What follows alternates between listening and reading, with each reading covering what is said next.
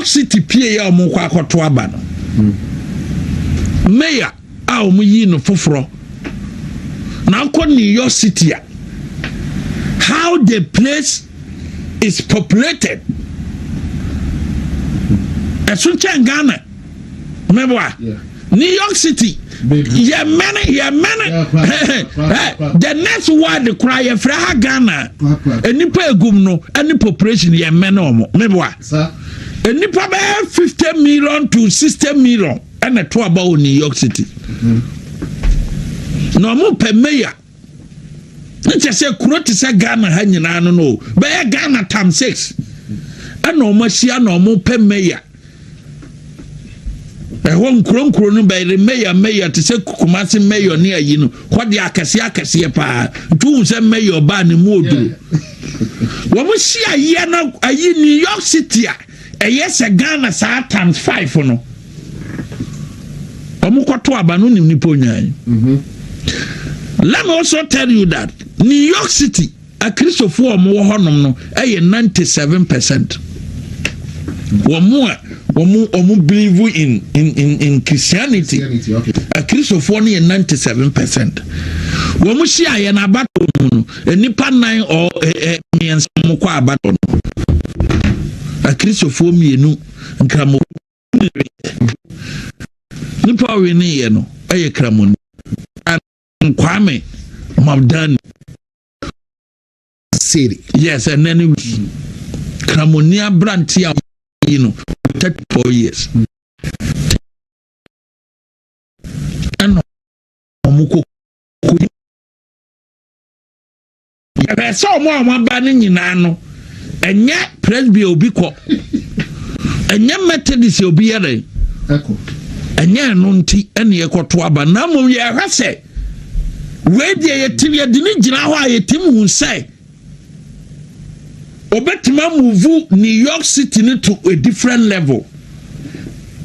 Until yam fanamra, and no modena bano matua bayane. Amano. Until be batina hana about me, I couldn't demand for Zongo votes to a man. Zongo votes, ya boa manu go as a bin and conform Marana. Maybe that question. No. Zongo votes for no person say.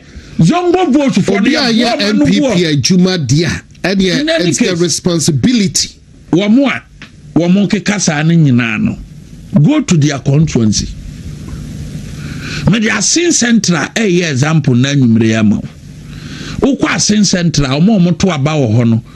A Christopher e wo mu nkwan e be yese 95 to 96% Asin Central. Christian dominated constituency. Unu nipo ye MP wo. Ye to about 2024 no. NDC near Owini Asin Central ye Kramoni. Nti abana se na oja Asin Central ho. A Kramoni di MP. Na abeduru Kumasi a waka say a Christopher mpe Kramoni. But wo kwana no a wo da sore no a Christopher ekoto abama Kramoni.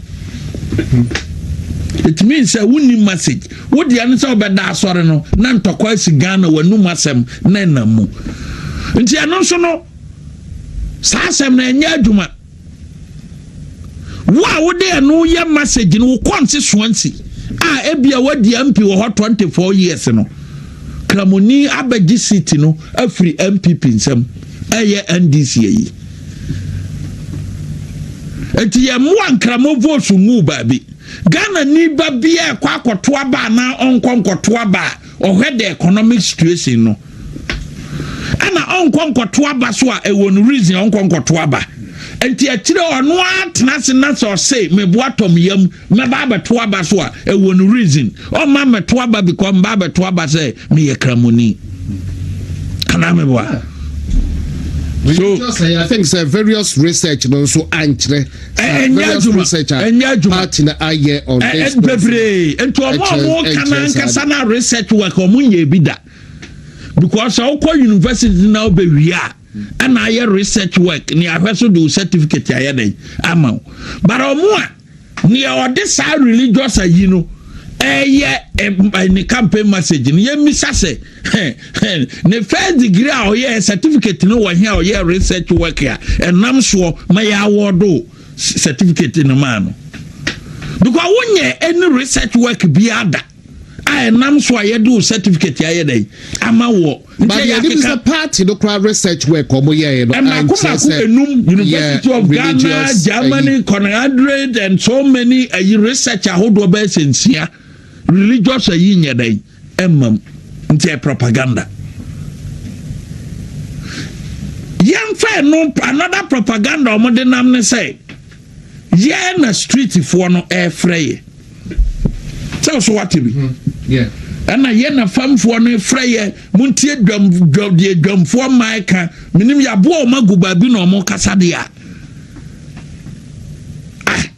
so omo kasa no ma bisa omo senti no omo se de ba asema wo no say full soldiers in street for no hwehwew meboa yate ba wo constituency de full soldiers for ni ho street for ni ho nti o mantima hwehwe MPP masiti ni elusu enti wo ya popular eyeda wo ya popular na wo constituency a wo free MPP lusu city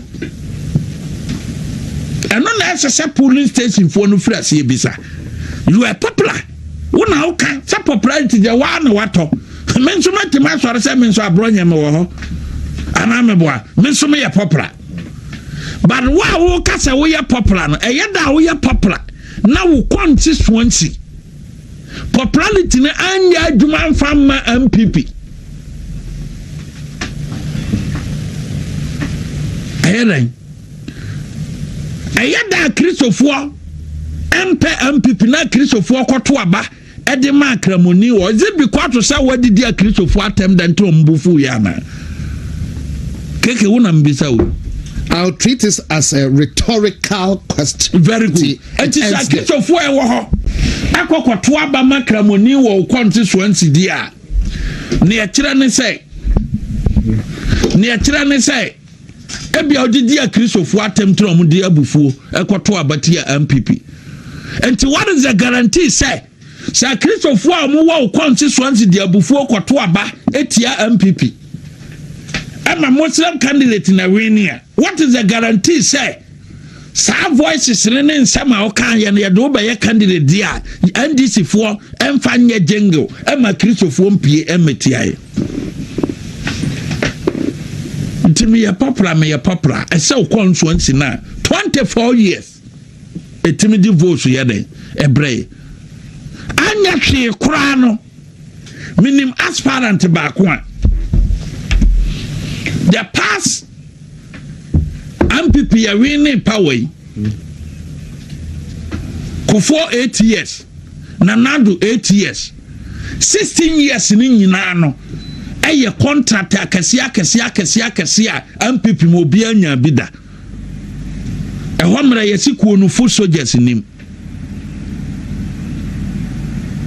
tam na no mo the past o kan boma Kufo 8 years Nanado 8 years sika kasia adwuma kasia de dollars bottom makama ene bre nipa no 16 years that time no when you never be a danka say or kai full soldiers e bidu mra 16 years ne baba na wie ye no e na afei do hu say full soldiers wo babi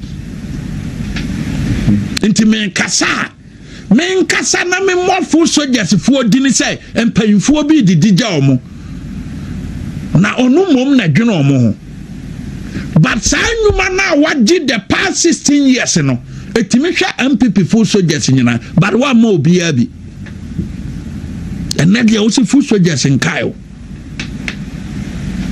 because me ametiye sana dwuma na wa ye the past 16 years no se minya ba ko a ye ma me mu ba ko a ebetima hwe bono party no akwako ma polling station for aka wo mo regional chairman owobono is so nyamu ba ko a ebetima hwe party no free region akwa camp polling station for ema omo ho ato omo wanya ye de masa nipa no and so that time na all this aska we nyina no wa more polling station for dini say me na medwene mo ho Sa adwuma akɛseɛ ne nyinaa no sɛ nka chama wontumi so nya bi mienu pa kanya ne sɛ asante region a wɔn sɛ wontumi tim ɔdene because asrade adwuma no wontumi anya bi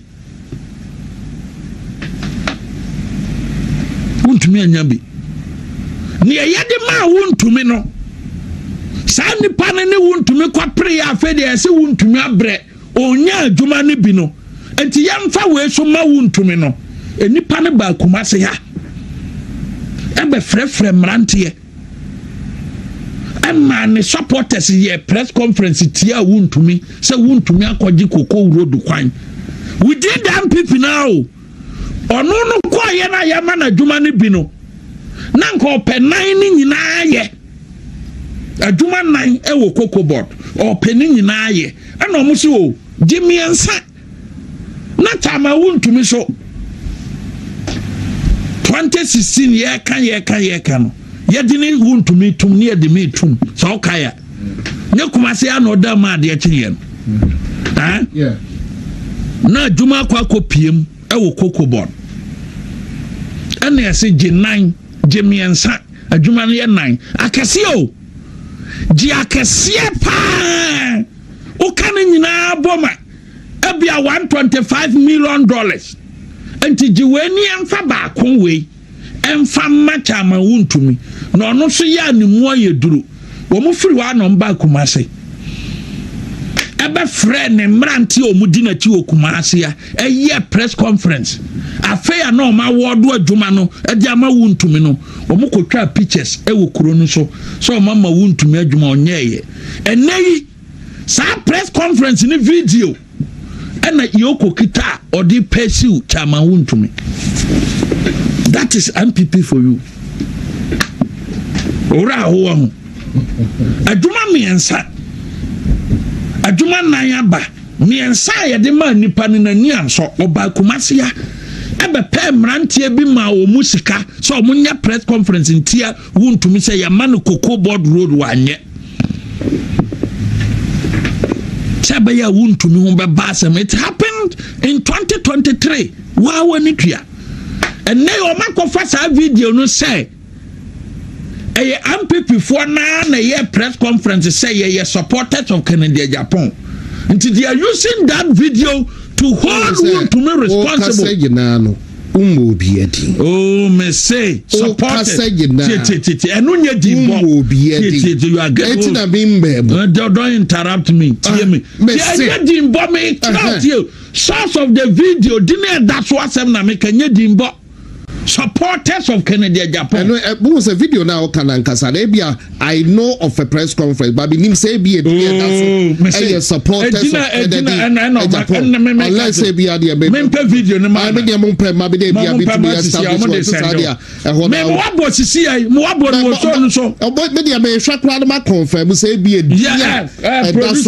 man. Supporters of Canada Agyapong. This idea the regional coordinator and to be win picture. Just all the picture so na say no so no won fa nya adwuma dia. Wa wasema. And chama won to me program onim sa asema me kan twe no kore. Nti omo de man na so hu me hu dia de da ma wonim the other side so wonim o manim.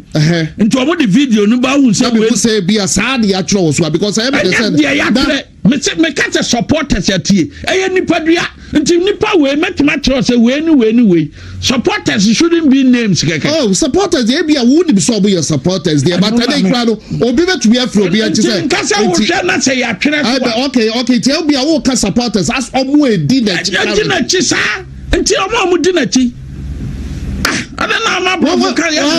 Oh, dear, my shy to the to what I may establish here. And that time, now, man, for dear Doko, dear Cassia, big projects in Indiana. Or man, you know, Babia more. President Kofo pencil 8 years, a Duma Kofo de Mao, Nipadas and Indiana. What is our car food so just as him? Nanado started ya more project, Region Ben or sorry, that could say. Ya ba 2017 ba nyina nyuma say na manyanti region bia food soldiers me donate bibia mamo ebiansi nti na wo ba be kwa abato na say o say wo na wo dwene food soldiers ho a 16 years MPP administration 16 years numa kese no nyina no da ben wa hwe MPP full soldiers e wo Kumase e wo Tamale e wo Takoradi e wo ayi Western North e wo Bono region Bono East Ahafo any Borgan and Patem any Greater Accra and even Central region because sa nipa no so hwe full soldiers ya ka full soldiers ni ntimi transen kase ye ma NDC agiye seat. What was here? So we have food so I am better we have food so there. Nipa na MPP na man adwuma man ye. And a true adwuma no dey abeboa ye da akoto abatia. Nti sa we have food so just ampa e ba ne say na constituency enam so ma akoji nnuma. Na enye kromafo de no mu pie koto abatia MPP. Nti sa asem so ye nyere ye mfa nto baabi. Na mom economic ideas. Economic ideas. But I don't say Dr. Baumia economic crowd out to who say or yeah economic messiah. That is why you are Dr. Mahmoud Baumia. One many at your phone in say Ghana and Twabama vice president. A suggestion in the Kikanka. Mimi nim Kurani minim Baumia policy a few agidini power ndisi aban mu wo mu mane na okay policy ben na MPP free so ndisi baye agidini a wo maka ho asem wo international community wo I know there's some other readily near more yegu odom de that mean say policy be mienu bi eno de ndisi aban baye agidini pa one the domestic gold purchase program. Okay. The Bank of Ghana governor Nancy say no London. No or say adia ama Ghana. Say yes economy ni ye papa nyina no. Domestic gold purchase program na Ghana ye introduce ye na. Hwan idea. Dr. Muhammadu Baumia. No me na me wo koforudua. Me nyesa yesi o. Me timbi me timi bi na Dr. Mahmoud Baumia je Mike or Kasano or this suggestion here den e bae enya me nya obi na e ba catch me na me wo koforudua nya yesi me timbi me tena meeting mu 5 hours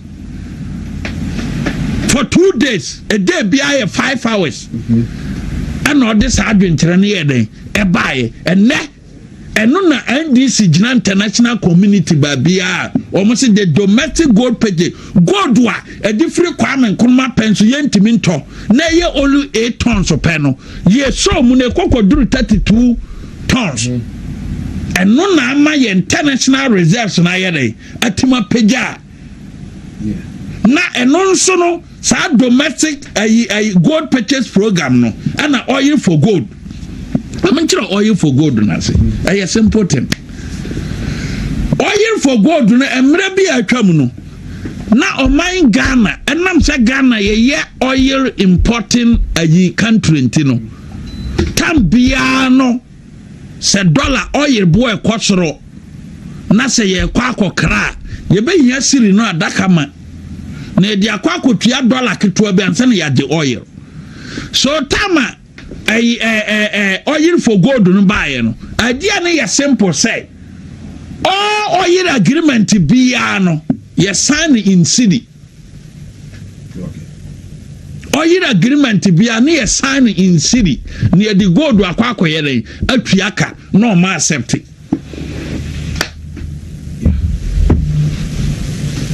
what you say exactly and the MDC buy no omo nse policy ni ya papa no ekwan ben na oye ne ba NDC so ba hwe ya ba ban mu foforo no taxes bebre wo ha omo de to petrol so a na do danko akofo ado be yi free so okay enti NDC ba your friend nuisance taxes yes enti NDC samba ban mu no ma ho say MPP good for oil policy ni ya papa ntino na mom taxes ni so kase enti sa de ayemfa plan bi na ye ba fa ne say yempe mi si bi mfa even na me no kasai no so yi sa D11 ni free so a nka price a ye to a liter no enya sa na ye beto no ka bi kura ka nam 8 Ghana cedis per liter But I'm so among D11 other taxes ya babe uramuntino. And I'm gonna dinner at 12.45 na ye can. Because Niama Mana Basane say, oh, ye be a beto piano, ye quote to scan in city near the good diadem at Tiaka. And I buy ratio in an oil agreement. Your friend will be future contract or forward contract. And then they say, you say a chinabi, ebi abuonu beti makosoro. Nti ebe sign contract in ne, but ebe take effect ebi ochina. Nti ni atia ne say, si a sign contract in ne, na se china oye buonu kwasoro kwa stira no ne me sign ye ne price ya mi ko tu no agreement ne so no. Sign international market no wo de be yere, wo de be mai. Until most of the oil contract here, since year forward or future contract, no, and then now some international prices in this was stabilizing, and no benefit in Yanaka won't be, and oil no prices in work from good for oil because all oil contract in our days, near your forward contract and our future contract in yes, in city.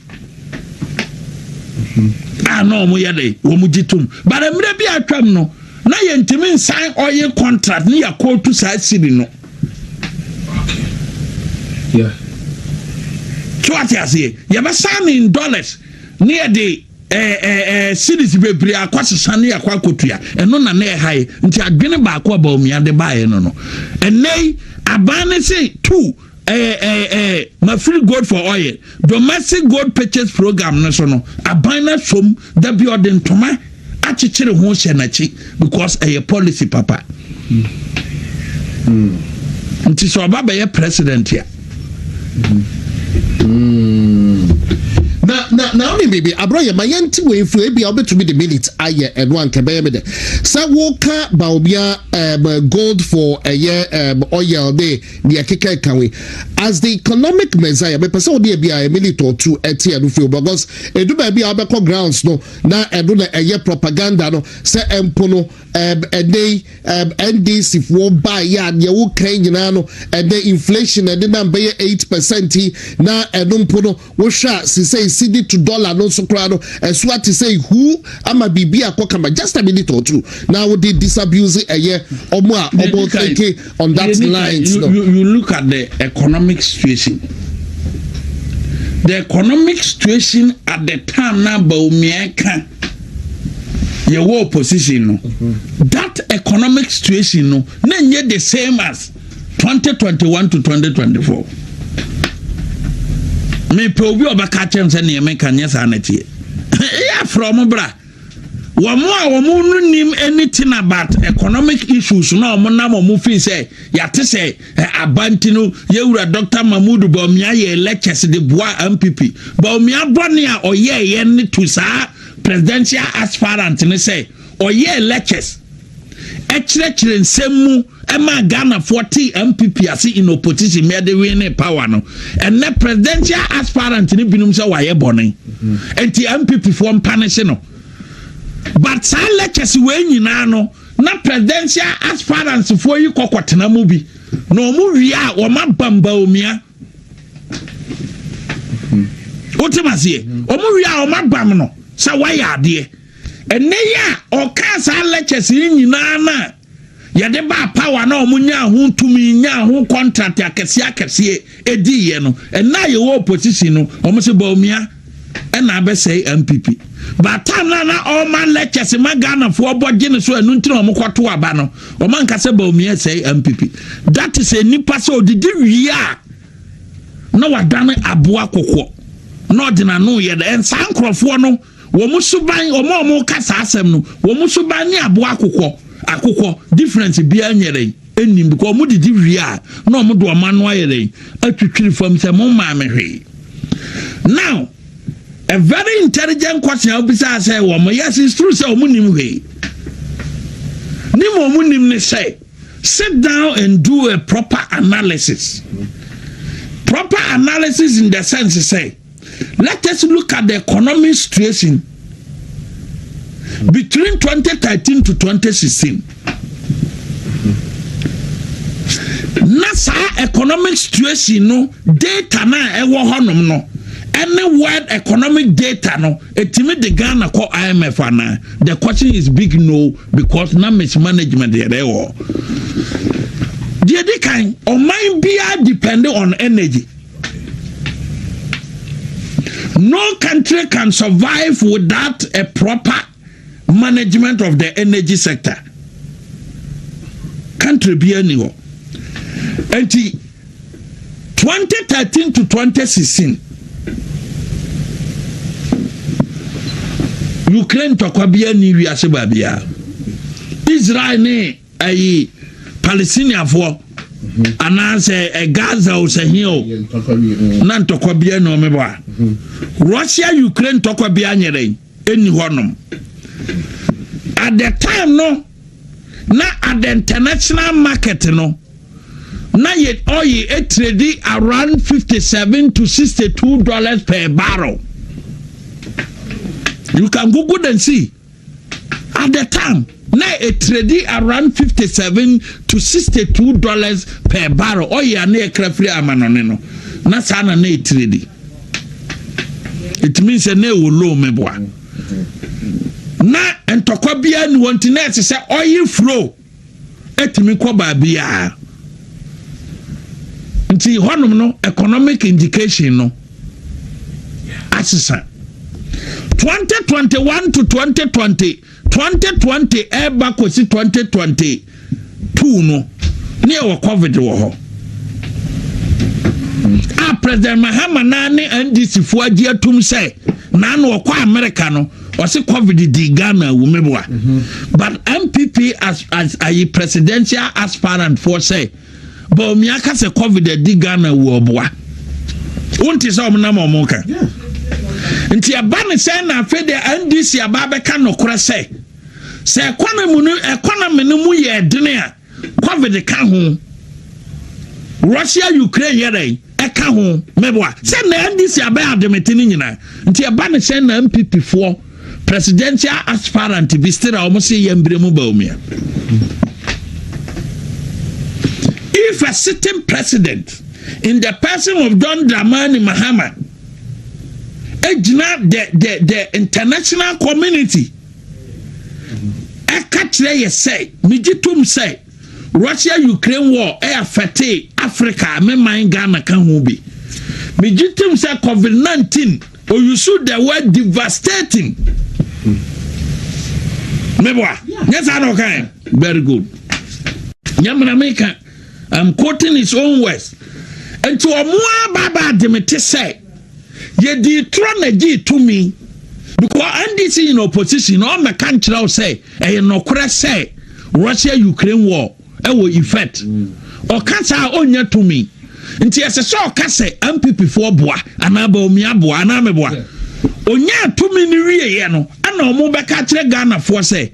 No crap and say some near can opposition say Russia Ukraine war no any effect or effect because they said they were by me ntimi nitrobium nti as say can no crap Ghana for say near near can 2024 no na ye campaign message na ye petumi nti as say ditro she said they no crap na ba me can 2024 no yaje to me na free ni nsam no asisi e be kansa no krenkyere Ghana for and so still womo ne ba omi e pre a omo mpe ba omi a empe MPP nkanko no omo se NDC for boa still ayem fa so bo no emmo ba omi a nwaka kire me se me ma Abronye me nkodi light nto aba masa nipa mati the data economic data no omo metna se na me misa omo kwachi na omo so misa me questions and some people are not even fit to contest because of this analysis or moyen. They are not fit because of official was sikada danum. Me no na koko ye adwuma and na wo fi say when you sikada dana keke e yada me no na bre na de onya sikada dana de kwa president Abronye Ena ewo TV no so ene area Talk Ghana Jumedie ena wo hwe ene area na I have the Bruno Regional Chairman in the person of Kwame Bafo Abronye live with me in the studio of a year Wound to Me TV. So now ya twa so ya won some kakrebi ya bebro so but me twa so Kwame now say just last week you were making the news all over the place. Now you are now making news. A senior member of our party granted an interview on a radio station ewo eye Asante Mantem ha na menkanme na Abrowa NTB ewo Asante Mantem ha say ebi kura ebi tie nsɛm no ebi entie nsɛm no mu eye na me share that nas etie interview no back to back ebia me honestly maybe me tell you no air can say MPP about the economy na MPP krado omo anyade enti about say na bia President Mahama enya 1 year no eba be lambaste eye NDC because NPP ankasa economy no omo anyade na fe he made reference to you. Now the person will facts of the case now all kase President Kufuor Kasase ABA Unity chairman, former chairman for the Mbreb. Now Bruno Regional Chairman Kwame Bafo Abronye was so jina ho not just say wow more or less what rubbish or mampeni dada Kufuor den some. At the point today be except DB say MPP crowd votes no interchanges near money and shada anye and was sentimental. These are some of the takeaways I want to say. But why Kwame about the same before that now you know on the issue of dollar. Say yemfa dollar in your politics. Sanka about the stability of dollar in this country. Can people can lose power 2008. About the stability of dollar and the stability of dollar in this country. Can lose power the year 2008. Ask me why. Because 2008 unim NDC campaign message. The campaign message of the NDC ni say omampanyinda da akofo ne na pontis no womo ya akromfo se wabusuani ewa abrochire na oma no $1 near the 1 cedi amount nti MPP for ya akromfo nti enkofie enne enkranke to bi 2008 no mu war class 2 nkrankitin krato fifi wa at the WhatsApp platform because woman nyina ma obia ma omo 300 Ghana e ma omo te WhatsApp platform so say Dr. Mahmoud Bawumia kasem sa wo ba chi dollar wantima nchi ni sei e ka ho bi na elusu ye keke NDC message me 2008 campaign me ye seriously involved. Ye gina brekum NDC gina brekum abonten so a abogafo free dodoa no ma so mic mu say MPP for ya akromfo na obusuani ma no broni sika ne de Ghana sika e de ama ketewa bi na nya sa na ebu man asema me ka minim sempayimfo amu di campaign achi no me kai mo. That was the NDC campaign message. Say eba ne say no obi bre obroni sika say onya bebre na Kufuor say yema wo $1 eye 1 Ghana series eye krono enu nti na MPP akofa 1 Ghana series aba nti eye krono ye free abai mu no na $1 eye 1 Ghana series 20 pesos. Yeah. 2008. Yeah, exactly, yeah. Now your currency is one of the best performing currency in Africa. And $1 but we lost because and this is not to say Kufuor my $1 ni ya a trouble ni yenkodi.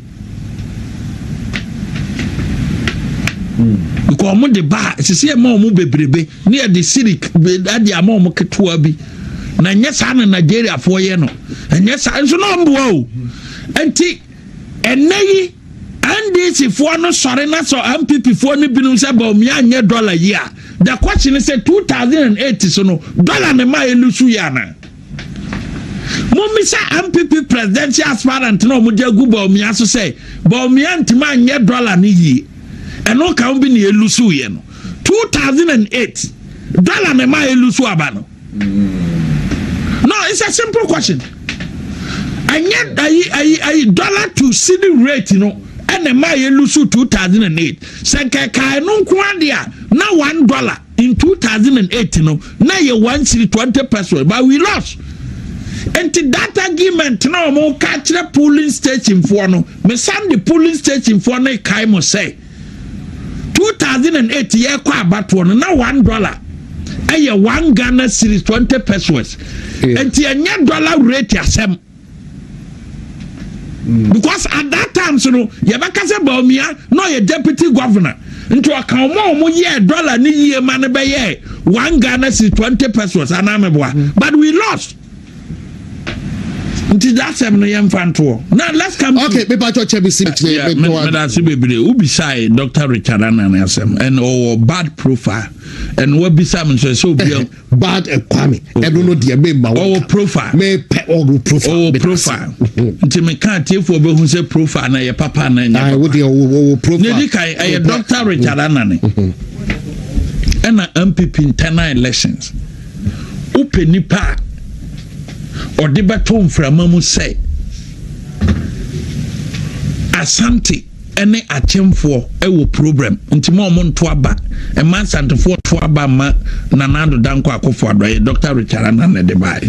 I don't recall him saying that. Me my publication to was Dr. 2007 on this message in call by 2010 or repeat o mantie nasem 2014 ye baba to aba enna osan be kan ye ma City FM me fansendo fasande be na me verify abi I don't think I 2014 odibatum no enna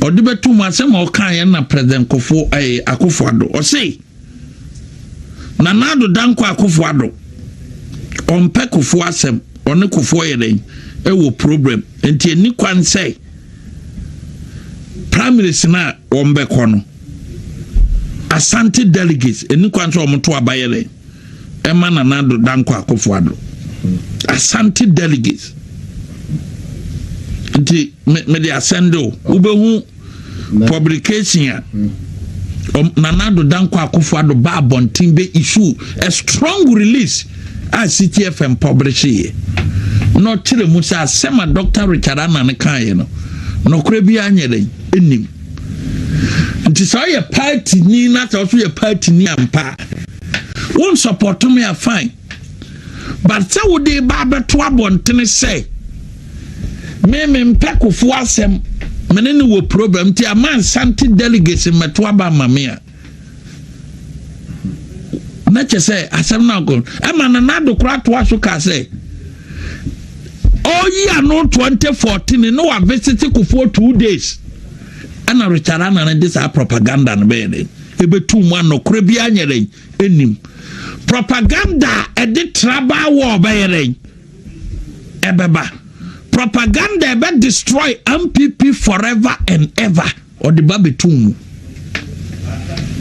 Dr. Richard or the betum ema City FM publication in sema waka enyina ebae odis atro na chire no mu hu se enye nokore no region omo tire Akufo-Addo akikese pa ma no we ni presidential prime minister no enam sa atro na obegi yenti ema 2014 almost 98% of the parliamentarians in Asante region declare support Edema Nanado Danko Akufo-Addo because of Dr. Richard Anane Trao Yene Odiye at the time.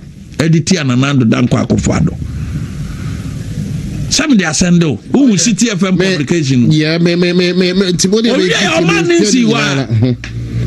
ni profile ba ko odi tifie ni se ye to aba no wie ya se na Nado Danko Akufo-Addo de e dis wiase foforo ba bie na obetima di president MPP ni on na sia say but oda bia okasa so ye founding member nya nokore founding members ofa Asante region ni dini nim ukwa national so ni dini nka ho.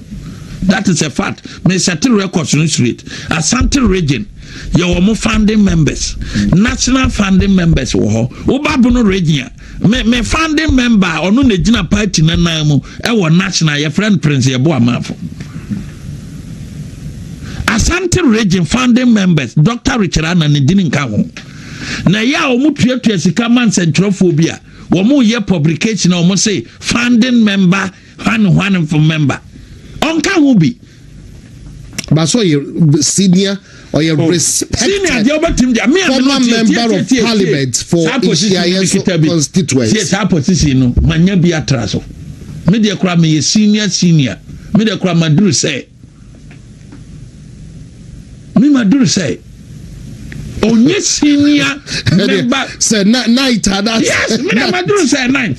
Tio, onye senior one people mun chemi amenote. Oh, that's why you senior. Senior, same few dia fine by party when you senior and tell me. I'm a regional chairman. Oh, now say yes, you are regional chairman. Yes, and the respected Obiaso, so me respected. And the fatun chain. Who are respected and nitro. And try what the Canada may be a much or real. I did try yes, and Asante MPs a baby declare. Say because of Nintronity, Ombedi Nanado a Chikopin so by winning. I'm an Nanado won massively in Asante region. Because of a try no dia kedi Asante ni a Chemontokweba. That is Richard Anan. But I don't know, stating emphatically in interview, say, Obisa Dr. Baubia say, Pamuno. But say, the boss, Nanda Adanko Akufo-Addo, Pam no na. Oh, the me to me, Cado, to Boise, Mount Opasa ko Binchen, to Boise. Oh, yeah, ano kachire wiase nyina se na Nado Danko Akufo-Addo be president ya etra na ka edi ntokwa eba Asante ne atem ntokwa na odi ya nka edi ntokwa eba because of politics nti or because of Akufo-Addo asem no eno anye yi Akufo-Addo we o se Akufo-Addo de be president ya edi se wiase foforo nka se Yesu maye tosu mienu mbata o kana wanga wumi bisawo. Oh, maybe I mean Kaibi, but near my even said recently in interview crowd time, say I don't know the or no A beside the and I just to say he didn't see eye to eye with a Nado Danko. And to Akufo-Addo be president of Ghana ha. And this a we are for fry actually. I don't know the but it could be the publication okay, publications not the okay, the economy reading city near city Ghana where publication and so was Akufo-Addo be president the next word. All right, let me let's see what the Dr. Richard Anna obi a ono no so do MPP a wadi mu ministers ahodo from various ministry no ono nkoa ni position bo no as MP no o se MPP fu aka nyina nkwa ahokyerem nti MPP de nipa na yakoyi no odi president enye den enye yedi se Yesu maya etoso mienu but okasa asem no mene wone ada the teaming party members ya wo mo hwe wuntumi anumre no yabama mo ye pie kokoye adwuma e ka se wiase foforo no ne nne ye be ma Nado adi president ya mana ni enti ko kan yes asa ne yabambu ye ne ekodi onu na chi a nka MPP ke ya ma power kora mfa free education ama ana meboa nti ne nsema oka emwa party no because ono nya MPP nti MPP mu o say Dr. Mahmoud Bawumia ma meyi ni mfiri mu dia ne edi kan wona ase na Nado Danko Akufo-Addo ayi wa firi ko no mini se won kan ho biem nti oku ayi wa firi mu dada no eye da obi se na be yi wa firi mu ada e double jeopardy ana e double jeopardy asem ne ye kan yana ekuo no ono ase anase mo ka ne yira firi no o se na ba omia meyi o mu mfirim se de na nado yi o mu firim ekuo no wa o se yi wa firim dada nti ba omia sana ba yi o mu akwahin. But so the question was put, say you on in table to say, so you're fine. Last time, no, cause be you know free to say yeah. That question say you na nado you were free. Meaning say won ka ho. Nti ba mi asana ba be you akọ PNC ana do kwai. Me bi saw.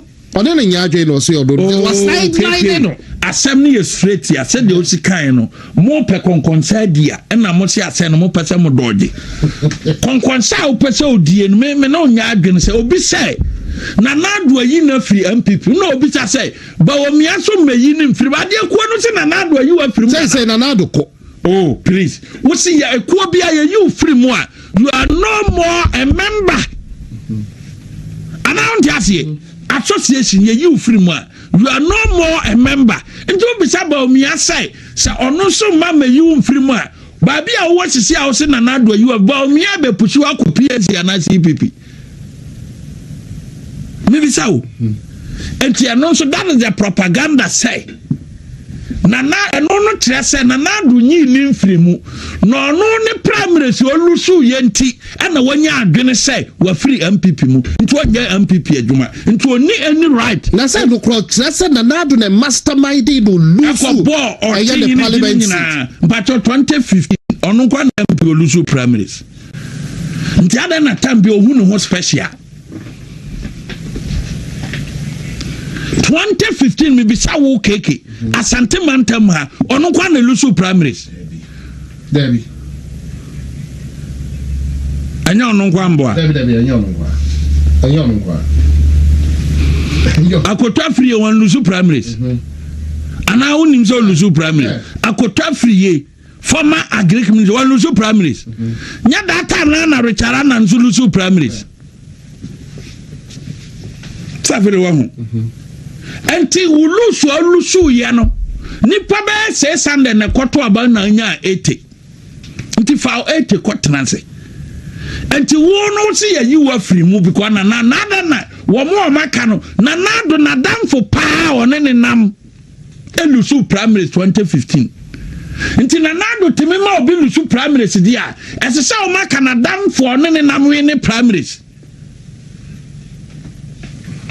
ana unte masie because me wotum ya matter say our magic wand na enke mo obi lu really dia na nado wo magic ya otimi konyi obi free parliament say monto abanti ane dia na damfo ne nam so that same year no ye call primary so nso lusu ye nti adantra na nado timi mastermind ema wo lusu na ono ana damfo pa de ontimi mastermind ma ne wini logic no wo fine woni akotwa free nyina na lusu primaries that same year akotwa free one na nado tena one car mu 2014 eba omu ko babia omu nte one car mu olusu primaries mebwa yeah nti ada na wo de no kwa de akotwa free ya oye na nado adamfo na nado a mastermind ama na nwini na wo de okolusu ya wo se na nado no ochehene ti eastern region eto amba bi okofa asem na ba na nado de ochehene firi Kumasi ba ha e ma ne manchia delegates be kasai so omonto abanti awro richara na me because wo ka parliament ya ye be ma oppose nti na ya metom krofo o ma cha o parliament o manya appointment another bi ohunu so ye special pe onya special e manin kare ni ho say ohunu ho so ye special person never say me ye me free wo because me ka ho a ne ye ba ye be ma me post kire say wo ye power corrupt ne udi no mampanyini kofo penso nyina wa me wo san purpose e mani hu ni so ye special person na ye chiche post na o we ne primaries ni ko aka post no onya bi ko onya bi because wo person chese wo ye special person nti wo lusu aba e na nado na nadamfo so lusu aba a one na nado na didi bom e koba ye bibia olusu aba enti eno no so ye ntro. Let's come to President Kofu asem okay. The whole of this year President Kofu Aba meeting back. So tie video now or say President Kofu suggested say early presidential primaries no nye papa. Yes I know kind. Enti yem top bottom down top bottom. Enya papa enti yem fa chairman fo no ne bibia meka no yenye ne yie. E na Abronye so ntiase e man krofo ohurumi. But ade a enye saa ne tie a party fo no so mo ntiase no eye da 31st ye koto aba. Let us assume say President Kofu suggest no. Party ni jitu mu na meme nko na me oppose ye. Ana me boa. Nti meme nko a me oppose say se ekoto ne ntem na ye to ne ntem. And I want to say, in the video, it was a President Kofu suggested say, top down approach presidential, ye kotona papa. Nti ye twentwen so ne ye mfa chairman for that be meka on ye organize the party no and Abronye so ntia. Because Paula also take Paula Fokudin ho kro de bana just say wo KSA de no in a ye Paula Fokudin. And I'm say me say house no nyina say President Kofu suggesting no ya dia tum say top down approach no enye papa nti ye mfa chairman fo nyina meka ho eno na fie of wagitu meboa say utie video so mu huru meboa nti say no ye to presidential affairs ya na say ye to mane wo keke mbisa say top down approach no eno na ye de adwuma na nye no 31st January dia eno na ekro anja say memia ye reject huru memma sem na ye adwuma se na sem na ye huru Abronye wo ho meeting ase no eno na ye adwuma 31st won se wo di try na nyame nsa ni so a na nyame ni hata so nim se wo fie no watwere se me kwa meka sia for chehene ho watwere se me kwa meditro afa akofo adon watwere se obeditro afa Abronye ho okodure na nyame de aba esan pai ade na mu atemienu no osan pai mu mienu. I allow that to fly because Chairman Butin so ababonte say it's not entirely a threat.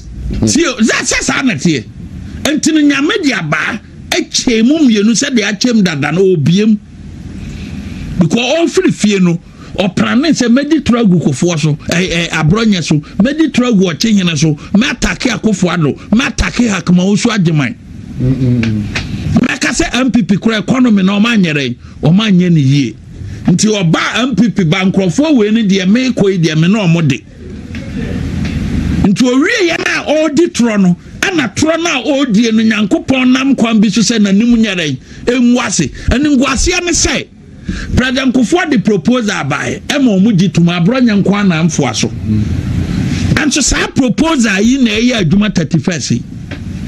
But encounter BC was there some sort of nothing confusion? Like say meeting because we are confusion BC. Fasad papa na sem to baby.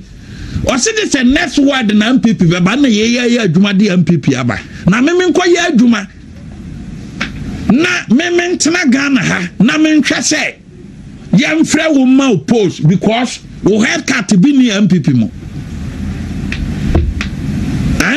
Me nko ye adwuma party I will say MPP baba power this is the next one na nka me Abronye makoye adwuma ne matenase ahwe say President Akufo Addo be friend Dr. Richard Anane no one man post to say Dr. Richard Anane be gi post all because we head cat ni tiri good. I don't need it. See say no na just say about we are so bisa on the plus say about we don't the kanaka say ekuo no nka ho nto afirim onko said na onka ho aye ba power no with or without him no you be san we in 2028 with or without him etimo bi nka say your opposition till we need the numbers ni bi wo ha ye nkate born let's tell them the fact numbers ni bi wo ha enka say wo opposition ti ndc nanwa da yayi unim nipa ye yi o madi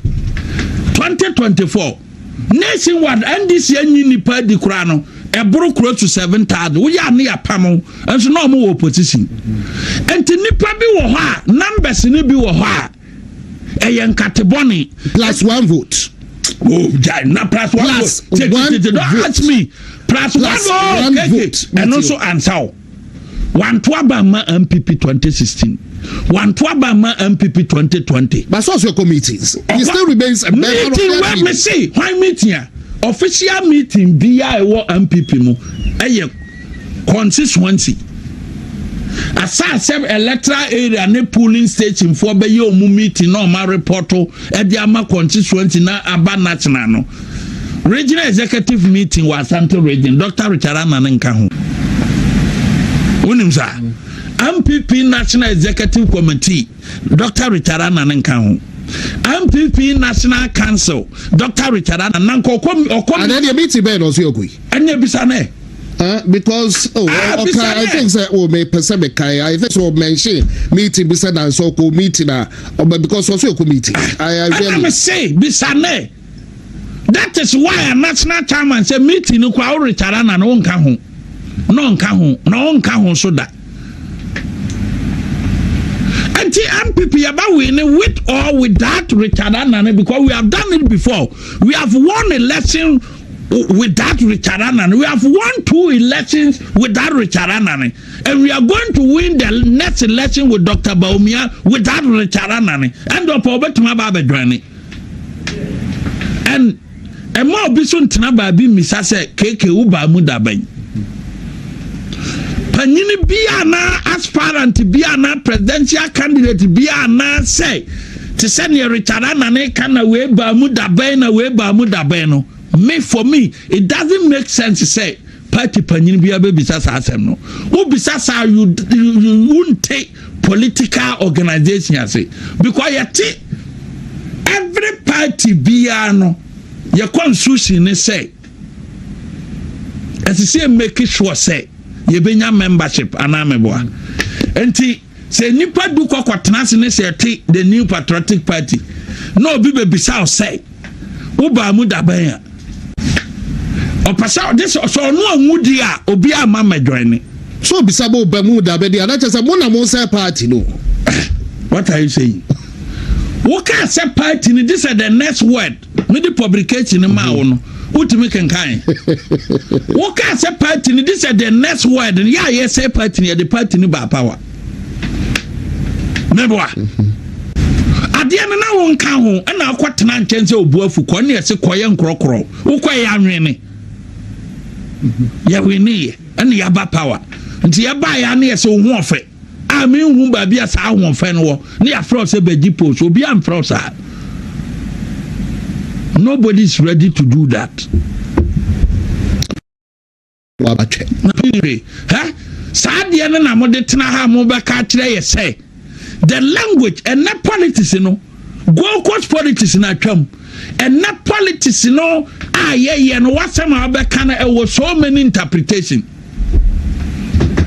So beside me with all my experience in the party with all the experience ya Dr. Mahmoud Bawumia from deputy governor or the Asuma MPP abesi nei now beside me so Bawumia abe leader near China ne kondo se oba MPP no fi so obeba because nim so oba party ni nya tumi e China mo ba question no oba be pe bibia o se no ya na obedwoye sam panfo no na egukuo no frabera bia onama obeka kire Dr. Mahmoud Bawumia say oba mu da ben no sa frabera no person o wi ni power o wi ni primaries no wi a on here new members.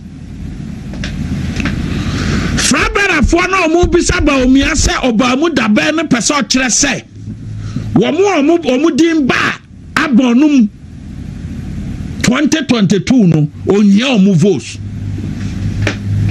ebi wa ha 2022 ya the first time I obey delegate no do kwa unam for your frabera aspirant munam na mo bisa se me na mache Bawumia de wonu ti otena kuo mu 24 years no bi tena mu 18 years and now the same 24 years. What is the difference? Enti wo ka kira o mu 2022 year o mu gini ba abonum Are you getting me? 2022 ya no mu dini ba abonum. Abrante ni dini ba abonum 2022. Nini so sha. Ye brumu kwaba nyina onyere. No onim. Nti afi na wanya akwanya ni dini aba abonum. No wakwa akobisa no. Wabisa no so ofori wo ba mu dabe.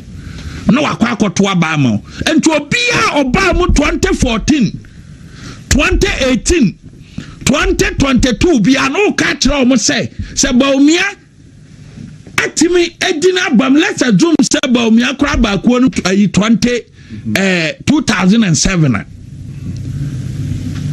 yeah ono ba mu 2007 to 2018 and 2023 no uso ya ho. What about a neya no ni ono na 2022 afa na ni dina ba abonum de na wo ka kire no.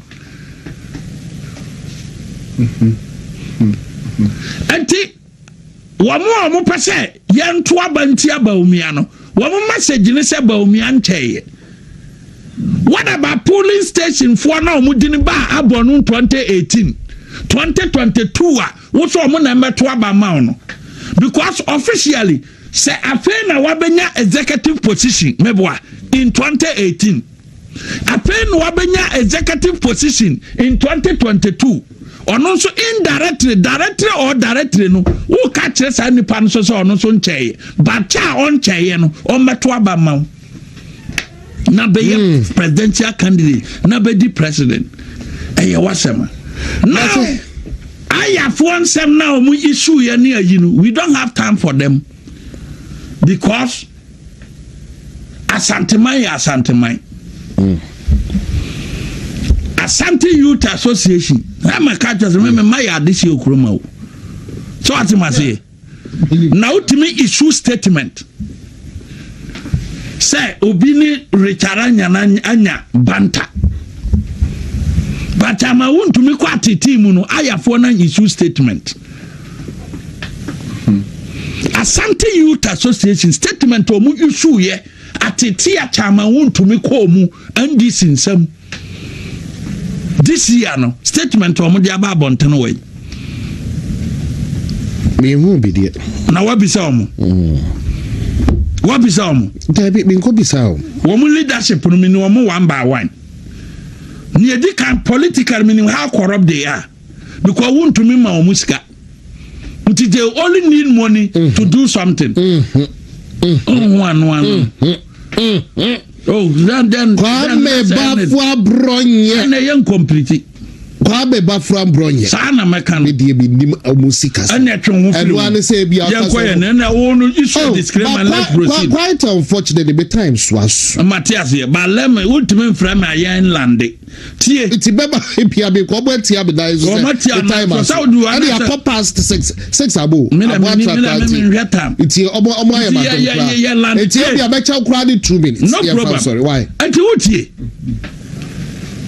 sa association no mo ni ho sa Santeman development never obi obaka to sa Santeman Youth Association wo for Asante development boa omo lusu din no sa omo botombe yie ukọ American embassy let us da ha o matwetwere endorse nkrofo say ye ma omo visa ukọ Canadian embassy why no na endorse the letter omo letterhead no omo twere me pa cho bi di was Kwame Yapong Kwame Yapong please Yapong any na ka me because you be was the be ba what that not what language is that be me ka say man so you don't call somebody who your host who your host tie be a wona wudi me dim was tie journalism let me tell you journalism you don't call a guest no aka kire guest ni say asem wa wo ka woni what there be it could be say you are right but don't say that okay as a host to as a man evidence say be at this point in time no please or the letterhead ekoye say I don't know the abidi uni say said the American doctor na dey one publications please listen to me no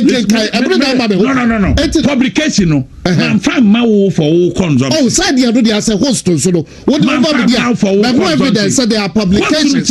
What about Crawford mo one but now wo request here no. Let's show I can say yes as American. The time by now. So what about time say wo request a woman wo request a woman. So woman me evidence be I will to read it from your head. I don't care.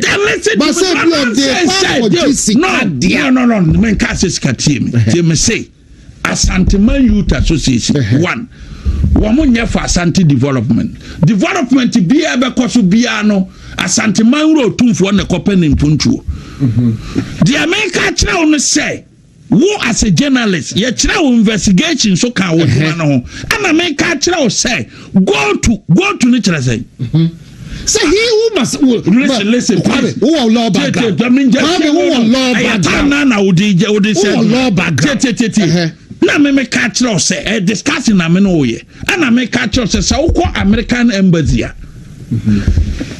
ukọ Canadian embassy ukọ UK embassy ya won krofo a wo mo pa visa this youth association no aye letter dey support wo mo nanim ne afiri mu ba ne afiri mu ba no a wo mo nya afiri mu no say be your members no maybe I don't be members of that ne afiri mu ba mo nya members near free mu ba that letter na mo de support no ufre Asanteman Youth Association boho kromuntu bi hospital ba omuntu obi ma Asanteman wo montemi nye bibia say e hafo yi no an say near free mu ba letter na mo de support nkrofo mo pevisa no near free mu ba no eye leadership nipa numbi no makoye hu adwuma je odie enye boho ensi hospital.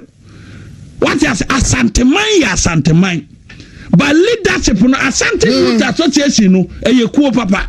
Na mom leadership no say eniema efiri mu ba ofori pevisa. No man say we are not a member. Who need more members? Miss please. I this your chroma so keep quiet. I won't keep quiet. What you say? Enti niema dokwadokwa di efiri mu ba no.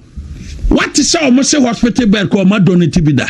But ye nim sa nkrofo na mo de letter support ni omutua mamo na enipa numa akoche sika na di otumfo Asanteman wura na kopen impuntuo ba Asanteman Youth Association no die na oma ya ma Asanteman sika wodo oma gifree cooperative institutions kwame eno na be se be ma oka Agyapong be time no kra